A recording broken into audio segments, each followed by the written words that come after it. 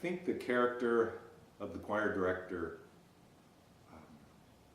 shows what happens when people who are placed in positions of trust and positions that require faith, there's a certain amount of authority in him. It shows what happens when people can abuse these powers.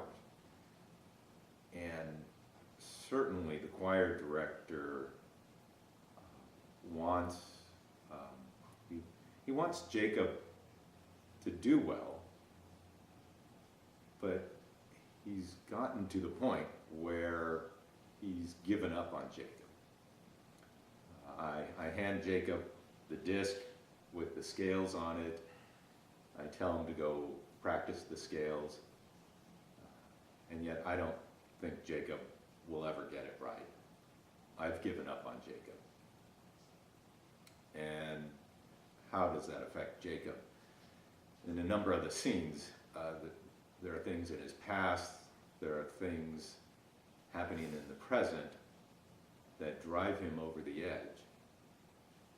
And when we look at all the things that affect us, such as our relationships and our work, one of the driving forces in many people's life is their faith, their religion, what they do in their community, and the idea of a choir, a church choir, touches on all those